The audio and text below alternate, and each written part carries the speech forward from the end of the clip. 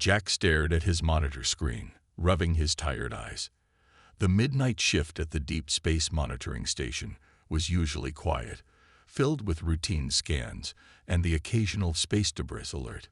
But tonight was different. The energy readings from the edge of the solar system made no sense.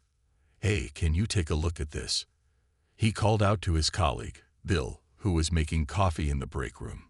The older man walked over, holding his steaming cup carefully as he leaned in to look at the screen. "That's weird," Bill muttered, setting his coffee down. "Those patterns, they're too regular to be natural." Jack nodded, his fingers flying across the keyboard as he refined the scan. The signature was massive, spreading across an area larger than Earth's moon. But instead of the chaotic energy patterns typical of solar phenomena, these readings showed clear structure and organization. "I'm going to call it in," Jack decided, reaching for the red phone that connected directly to mission control. His heart was beating faster now. In his 5 years at the station, he'd never had to use this line. Within an hour, the quiet monitoring station transformed into a hub of activity. Scientists and military personnel poured in, their faces tense with excitement and concern. The station's main hall filled with the buzz of urgent conversations and the glow of dozens of screens displaying the mysterious readings. Dr. Roberts, the head of astronomical phenomena at NASA, stood in front of the main display, her expression thoughtful. "These energy signatures match no known natural or human-made source," she announced to the room. "But they show clear signs of technological origin. Ladies and gentlemen, I believe we're looking at a fleet of ships." The room fell silent. Everyone knew what this meant. First contact with an alien civilization was no longer a question of if, but when. General Thompson, who had arrived by helicopter just minutes earlier, stepped forward. "Are they moving towards Earth? Do we have any indication of their intentions?" Jack pulled up the latest scans. "No, sir. That's the strange thing. They're completely stationary. And..." He paused, double-checking his readings. "The energy levels are extremely low and declining slowly. If I didn't know better, I'd say they're powered down, running on some kind of backup system." Dr. Roberts leaned in closer, her eyes widening. "Look at the configuration." She pointed to the screen. "These smaller vessels are arranged around larger central ships. This isn't a military formation. It looks more like a convoy of civilian ships." "Could they be in trouble?" Bill asked, voicing what everyone was starting to think. The next few hours were a whirlwind of activity. More experts arrived, including specialists in propulsion systems and xenobiology. They analyzed every bit of data the station could gather. The conclusion became increasingly clear. They were looking at a fleet of ships that appeared to be in distress. President Williams addressed the world the next morning from the Oval Office. "My fellow citizens of Earth," she began, her voice steady but filled with historic weight. 12 hours ago, our deep space monitoring stations detected clear evidence of an alien fleet at the edge of our solar system. These vessels appear to be civilian in nature, and more importantly, they appear to be in need of assistance." She paused, letting the magnitude of the moment sink in. "Throughout human history, we have faced moments that define us as a species. How we respond to those in need, regardless of their origin, shows who we truly are. I have consulted with world leaders and experts, and we have reached a unanimous decision. Earth will launch a rescue mission." Back at the monitoring station, Jack watched the president's address on a small screen while continuing to track the fleet's status. New data was coming in constantly now, as every telescope and sensor on and around Earth turned to study the mysterious visitors. "Look at this," he called to Dr. Roberts, who hadn't left the station since arriving. "These readings from the ship's outer hull, they're reflecting light in patterns similar to crystal structures. Crystalline technology," she mused, making quick notes. "That could explain the unique energy signatures we're seeing. This is incredible. They must be so different from us." As the world mobilized for humanity's first rescue mission beyond Earth, Jack couldn't help but smile. In all the movies and books about first contact, it always involved fighting off an invasion. Instead, humanity's first interaction with alien life would be an act of compassion, a rescue mission to help those in need, even if those in need weren't human. The story was just beginning, and no one knew how it would end. But at that moment, in a small monitoring station that had just made history, hope and excitement filled the air. Humanity was about to venture into the unknown, not with weapons drawn, but with open hands, ready to help. Captain Anna Miller stood on the bridge of the UES Horizon, watching as her ship led the rescue fleet toward the stranded alien vessels. 3 days had passed since they'd left Earth's orbit, pushing their engines to their limits. The aliens' power readings were still dropping, and every hour counted. "Distance to target?" she asked, her voice steady despite the tension in the air. 200,000 kilometers, Captain," the navigator replied. "We'll be within visual range in 20 minutes. The rescue fleet consisted of 5 ships, each carrying specialists from different fields: engineers, medical experts, and first contact specialists. They had trained for years for space rescue missions, but never for anything like this. "All hands, prepare for first contact protocols," Anna announced over the ship's comm system. "Remember your training. We're here to help, but stay alert." The bridge crew watched in silence as the alien fleet finally came into view on their main screen. The sight took their breath away. Dozens of massive ships hung motionless in space, their crystalline hulls reflecting the distant sunlight in rainbow patterns.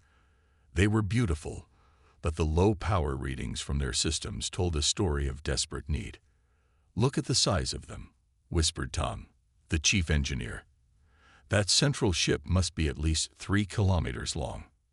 As they drew closer, their sensors provided more detailed readings. The alien ship's life support systems were running on emergency power, keeping their occupants barely alive. Without help, they would fail within 2 weeks. Broadcasting first contact message on all frequencies, the communications officer announced. They had prepared a simple message in various formats: mathematical sequences, visual patterns, and basic radio signals. For several tense minutes, there was no response. Then suddenly, a weak signal reached them. The computer began translating the mathematical patterns into visual data. On the main screen, an image appeared: a crystalline being, tall and elegant, with light flowing through its transparent body. "Greetings, Earth vessels." The translation appeared in text below the image. "We are the Luminary. We need help." Anna stepped forward. "I am Captain Anna Miller of the Earth Ship Horizon. We're here to help you. Can you tell us what happened?" The crystalline being's inner light pulsed as it spoke. "Our fleet, caught in solar storm. Drive systems damaged. Power failing. Many ships, many people. Please." "We understand," Anna replied clearly. "We're going to help you. Can you give us permission to dock with your main vessel?" The permission came quickly, along with docking coordinates. Anna turned to her crew. "Tom, get your engineering team ready. Medical team on standby. Let's move." The docking procedure was tense but successful. When the airlock cycled open, the human rescue team got their first real look at the Luminary. They were even more beautiful up close, crystalline beings that stood nearly 3 meters tall, with internal light that shifted with their emotions. The Luminary leader, who introduced himself as First Light, met them at the airlock. Despite their alien appearance, the gratitude in their gesture of greeting was unmistakable. 50,000 of our people," First Light explained, his internal light dimming with concern. "Children, elders, all at risk. Power systems failing. Cannot restart drives." Tom stepped forward with his scanning equipment. "Can you show us your engine room? We need to understand your systems to help." As they walked through the crystal corridors of the alien ship, the human team saw more Luminary. Some were lying still in crystal chambers, their inner light barely flickering, saving energy to stay alive. The sight strengthened their determination to help. In the engine room, Tom's eyes widened as he studied the alien technology. The luminary used crystalline matrices to channel stellar energy, far more advanced than human nuclear power, but now completely drained. "Captain," he called Anna over. "Their technology is amazing, but very different from ours. We can't repair their drives quickly enough." He paused, thinking hard. "But we might be able to hook up our nuclear reactors to provide emergency power. It won't get them moving again, but it could keep them alive until we figure out a permanent solution." Anna looked at First Light, whose glow had brightened slightly with hope. "We'll need to bring in more ships and equipment," she explained. "But we can help. We'll need to work fast, and we'll need to work together." First Light's crystal form shimmered. "Together," he agreed, the translation carrying the weight of trust and gratitude. "Our people will not forget this." As Anna sent the call back to Earth for additional support, she realized this was more than just a rescue mission now. This was the beginning of something much bigger. A partnership between two very different species, brought together by compassion and the simple desire to help those in need. Tom stood in the massive engine room of the luminary ship, surrounded by towering crystal matrices that once channeled the power of stars. Now they stood dark and lifeless, their inner light barely flickering. He had been working for 18 hours straight, trying to understand how these alien engines worked. "Look at this," he called to his engineering team. "Their whole power system is like one giant crystal computer. It's not just about energy. It's about information too. The crystals store and process data while channeling power." Mary, his assistant engineer, ran her scanner over one of the crystal pylons. "The molecular structure is incredible. Each crystal is grown, not built. They literally grew their engines." The human engineers had spread out through the engine room, working alongside the luminary engineers. Despite the language barrier, they were learning to communicate through diagrams and mathematical equations drawn on shared tablets. First Light approached Tom, his crystalline form dimming with concern. "Time growing short," the translation device conveyed. 7 ships already on lowest power. Life support failing." Tom nodded grimly. They had run the numbers. Within 2 weeks, the life support would fail in all 30 ships. 50,000 lives hung in the balance. "Show me again how the power flows," Tom asked, pulling up a holographic display. First Light touched the display with a crystalline appendage, and lines of energy lit up, showing how their system usually worked. Mary suddenly sat up straight. "Tom, look at this." She pointed to her readings. "The crystals, they're not just conductors. They're amplifiers. That's why they can run on stellar energy. They amplify the power thousands of times." Tom's eyes widened as he understood. "That's it. We've been thinking about this wrong. We don't need to completely replace their power system. We just need to give it enough initial power to restart." He quickly gathered the human engineering team. "Here's the plan," he said, sketching on a digital board. "We bring in our nuclear reactors, the new fusion models. We hook them up to their crystal matrices. If Mary's right, the crystals will amplify our power input. It won't be as efficient as their original stellar power source, but it could work." The next few hours were a blur of activity. Earth ships brought in specially modified fusion reactors. The challenge was enormous. They needed to modify and install reactors in over 30 ships, and each installation had to be perfect. "The connections have to be exact," Tom explained to Captain Miller during a brief break. "Too much power, and we could shatter their crystals. Too little, and the amplification won't work." The luminary engineers proved to be invaluable partners. While they couldn't help with the nuclear technology, they understood their crystal systems perfectly. They showed the humans how to safely interface with the crystal matrices, marking the exact points where power could be safely introduced. As they worked, Tom learned more about the luminaries' journey. They had fled their dying star system, using their advanced ships to carry their entire civilization across space. The solar flare that damaged their fleet had been a freak accident, something their sensors hadn't detected in time. First successful connection test starting, Mary announced. Everyone held their breath as they initiated power transfer to the first crystal matrix. The crystals slowly began to glow, their inner light strengthening. Then, like a cascade of falling stars, the light spread through the entire engine room. First lights form, brightened with joy. It works.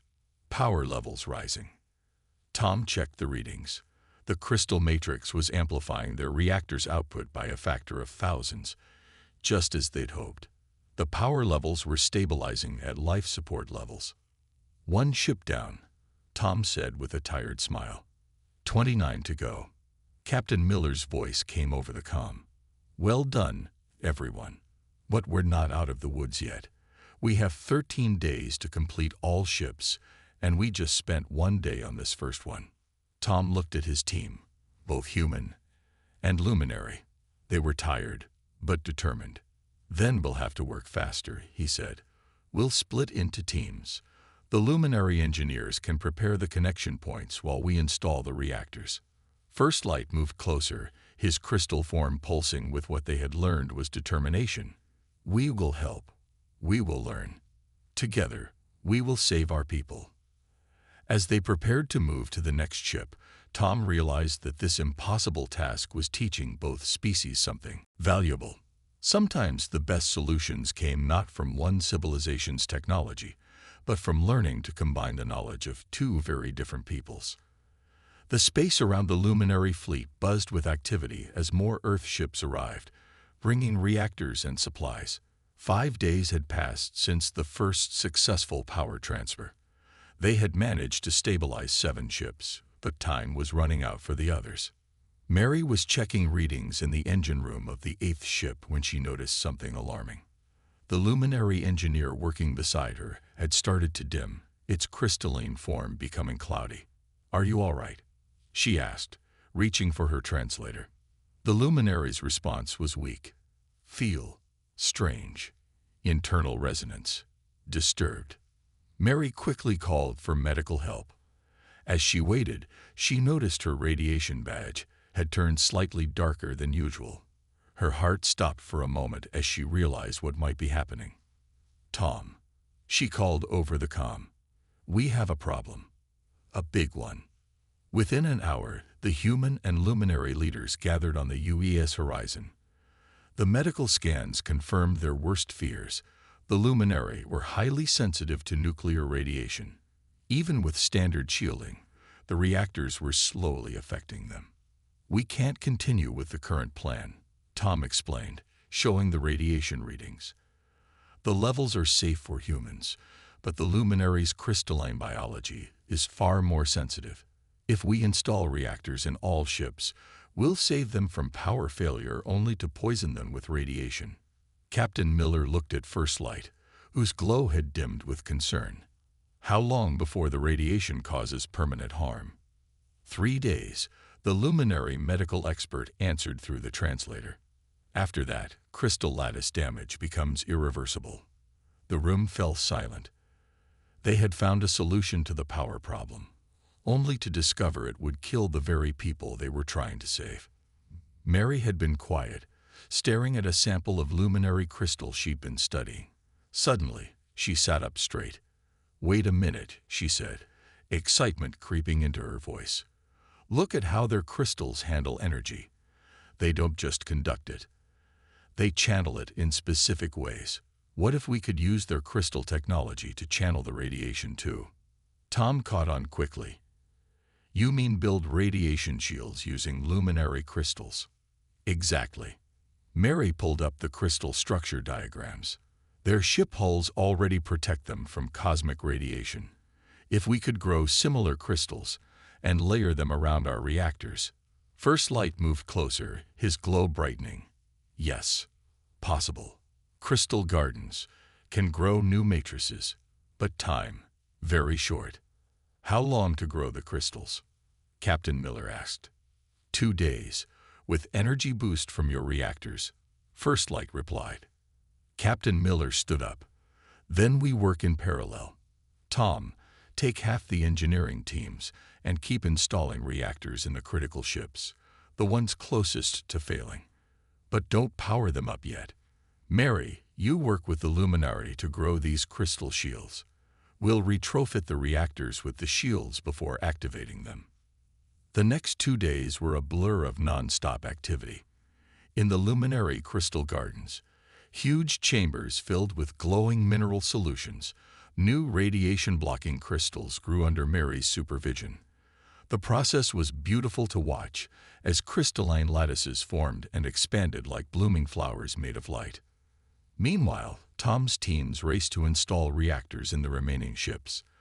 They worked in rotating shifts, catching sleep in short bursts between installations.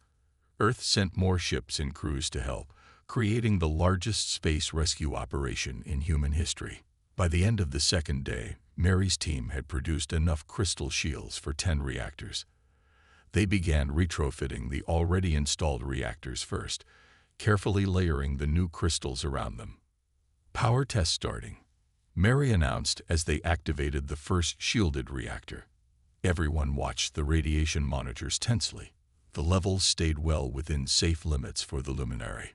First light touched the crystal shield, his form brightening. Perfect resonance. No interference with our biology. Tom checked the schedule. We have 8 days left, and we need to complete 23 more ships. But now we know it will work. Captain Miller nodded. And we've learned something important. The best solutions come when we combine our technologies and knowledge. As they prepared to move to the next ship, Mary noticed something interesting. The crystal shields weren't just blocking radiation. They were actually improving the power transfer efficiency. Human nuclear power and Luminary crystal technology were working together in ways neither species had imagined possible. The race against time wasn't over, but now they had a real chance to win it. During the brief rest periods between reactor installations, something remarkable was happening aboard the Luminary ships. Humans and Luminary were learning about each other, sharing stories and knowledge as they worked side by side to save the fleet. In one of the crystal gardens where Mary supervised the growing of radiation shields, a young Luminary engineer named Bridge Builder approached her. The translation device hummed as he spoke. "Your people work with such speed," Bridge Builder said, his crystal form shifting with curious lights. "We would spend years planning such changes, but you adapt so quickly." Mary smiled as she adjusted the growth parameters for a new batch of crystals. "We have to. Earth changes fast. Our weather, our technology, everything. We learn to adapt or fail." In another part of the fleet, Tom was taking a short break in what the Luminary called a light chamber, a room where their children learned. The walls displayed moving patterns of light that told stories of their history. First Light joined him, gesturing at the displays. "This shows our home system," he explained through the translator. 3 sons, all dying. We had centuries of warning, but leaving was still difficult. The images showed 3 dimming stars and countless crystal ships being grown and prepared. Tom watched in amazement as entire cities were transformed into the fleet of ships now surrounding them. "Your technology is incredible," Tom said. "The way you grow your machines instead of building them, it's like they're alive." First Light's glow pulsed with what they had learned was their equivalent of a smile. "And your technology? So different. Building with metal and energy. So fast, so adaptable. Our scientists watch your repairs with great interest." On the medical deck of the UES Horizon, human doctors were learning about Luminary biology from their medical experts. The crystalline beings didn't get sick the way humans did, but they could develop flaws in their crystal structure that needed healing. "Look at this," Dr. Reed said excitedly to Captain Miller during her inspection. "Their medical technology can restructure living crystal at the molecular level. The applications for human medicine could be revolutionary." The Luminary medical expert, called Healer, demonstrated their technique on a damaged crystal sample. Under their touch, the crystal structure perfectly realigned. "We see your bodies are different," Healer said, "but perhaps we can adapt our methods to help your people too." In the ship's common area, Off-duty crew members gathered with Luminary to share meals, though the Luminary didn't eat food as humans did. Instead, they absorbed energy directly from light sources, creating beautiful displays as the energy flowed through their bodies. It's like watching living aurora borealis. One crew member whispered as a group of Luminary demonstrated how they absorbed and shared energy among themselves. The Luminary were equally fascinated by human food and the social aspects of eating together. They asked endless questions about taste, cooking, and why humans gathered to eat instead of simply consuming nutrients alone. As the rescue work continued, both species began to realize how much they could learn from each other. The Luminary's deep understanding of crystal technology and energy manipulation could revolutionize human power generation and computing. Meanwhile, humanity's adaptability and innovative problem-solving showed the Luminary new ways of approaching challenges. "Your people have given us more than just rescue," First Light told Captain Miller during a progress meeting. "You've shown us a new way of thinking. Our civilization has always moved slowly, carefully, perhaps too carefully sometimes." Captain Miller nodded. "And you've shown us that sometimes slowing down and growing solutions naturally can be better than rushing to build them." In the engine rooms, human and Luminary engineers had developed a shortened sign language to communicate without translators. In the medical bays, both species doctors worked together, combining their knowledge to monitor the health of all crew members. As the 10th day of the rescue operation neared its end, no one talked anymore about humans and Luminary working together. They were simply crews working together to solve a problem, each bringing their own strengths to the task. "We're not just saving lives here," Mary told Tom as they watched a new crystal shield grow. "We're building bridges between worlds." Little did they know how important these bridges would become in the challenge that lay ahead. The warning came from both species' sensors at the same time. On the UES Horizons bridge, alarms blared as the same alert flashed across Luminary crystal displays. A massive solar storm was heading straight for the fleet. "Time to impact," Captain Miller demanded, her voice tense but controlled. 40 minutes, the sensor officer replied. "It's bigger than anything we've ever recorded. The radiation alone could fry our systems." First Light's crystal form pulsed with urgent patterns. "This is like the storm that damaged our fleet," he said through the translator. "But much stronger." The rescue operation had been going well.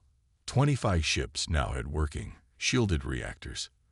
But 5 ships were still without power, and even the restored vessels weren't ready for this kind of threat. "Can we move the fleet?" Miller asked. Tom shook his head. "The reactors are providing life support, but the Luminary's drive systems are still dead. We'd need days to restart them, not minutes." "Our ships can't tow them to safety either," Mary added. "They're too massive, and there's no time." The bridge erupted in urgent discussions as both human and Luminary experts tried to find a solution. The storm would hit both fleets.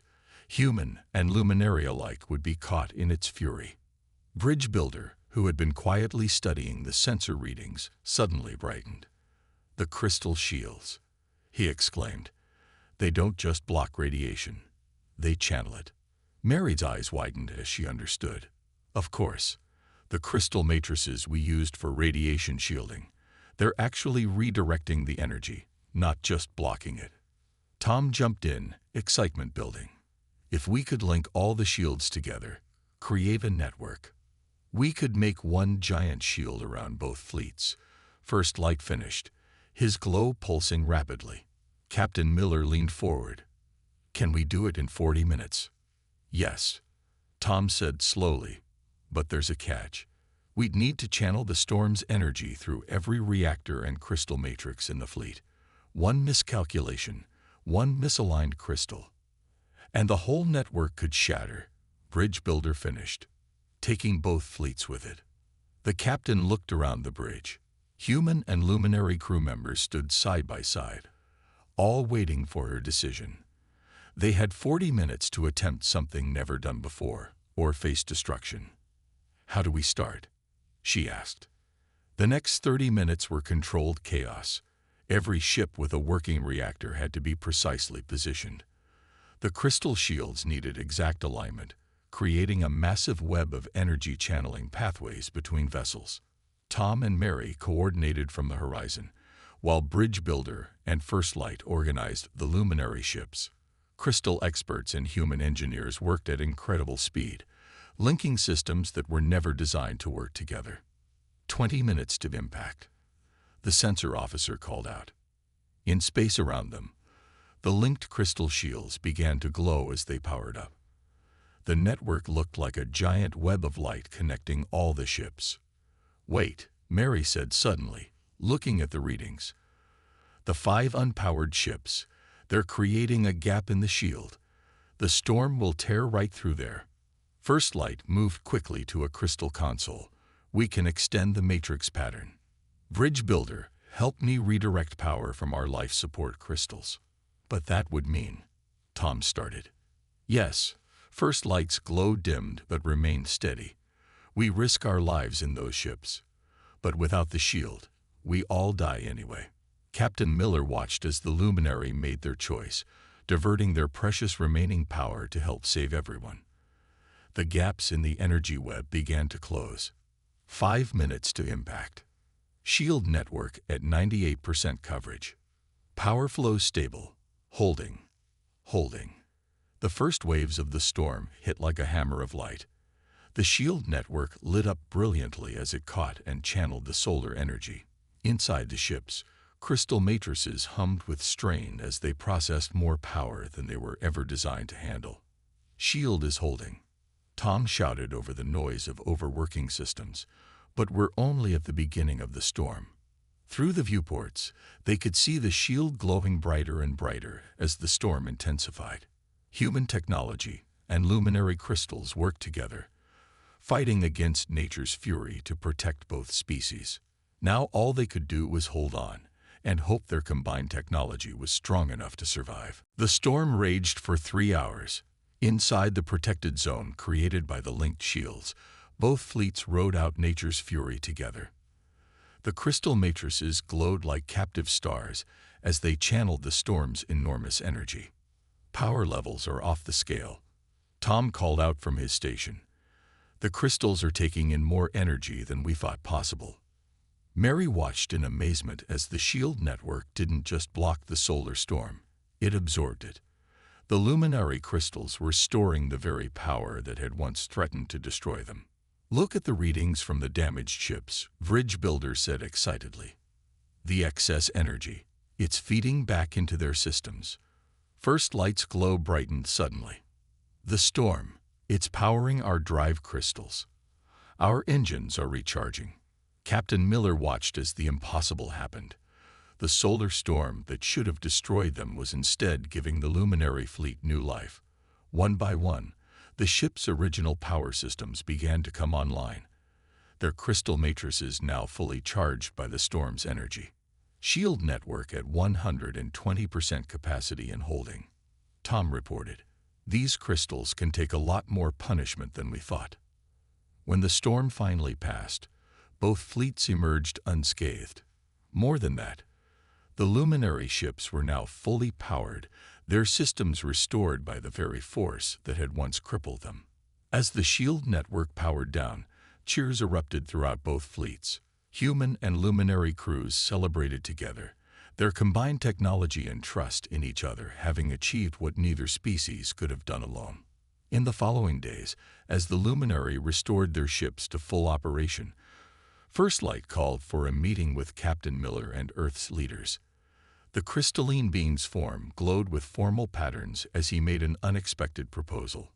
"Our original journey," he explained, "was to find a new home. We had planned to travel much further, but," his glow shifted to warm colors, "we find ourselves reluctant to leave this system and our new friends." Captain Miller listened as First Light continued.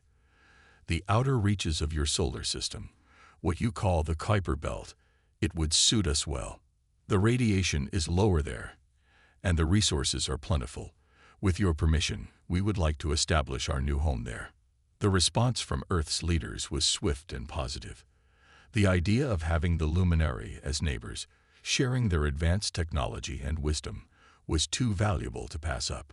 "But we offer more than just friendship," First Light said.